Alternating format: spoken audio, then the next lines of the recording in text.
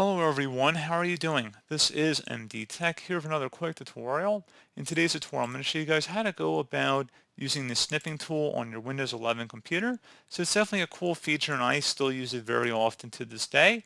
And we're going to go ahead and jump into how to actually go about using it and some settings that some of you guys might not be familiar with. So this should hopefully be pretty straightforward and we're going to go ahead and jump right into it. So we're going to start off by opening up the snipping tool. So just head over to the search magnify icon down your taskbar and search for snipping tool. Best match should come back with snipping tool here. So go ahead and open that up. And you can see that there are a lot of options here. So we have new, mode, delay, cancel, and options. So the main stuff here that you'd be using would be the new button. So if you just want to do a normal snipping tool, you can just go ahead and highlight over a section of your desktop or any document, and you can go ahead and take a screenshot of it.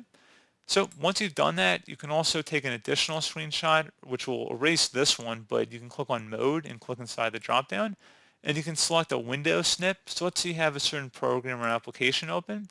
If you select the mode button, it'll let you do a window snip of that window.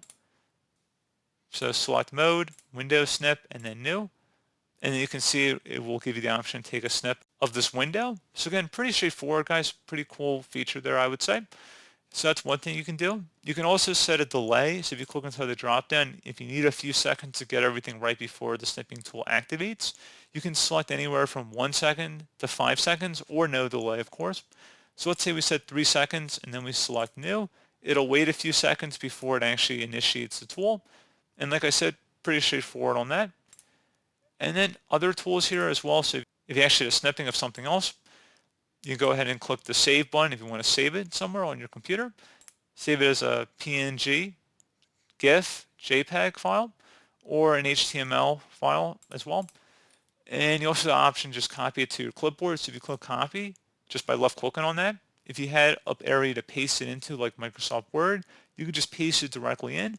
And you can also paste it into a lot of like emails and stuff, so you don't actually have to upload them as images. You can just click this little copy button and then just right click and paste into the email, or Control V, whatever you prefer.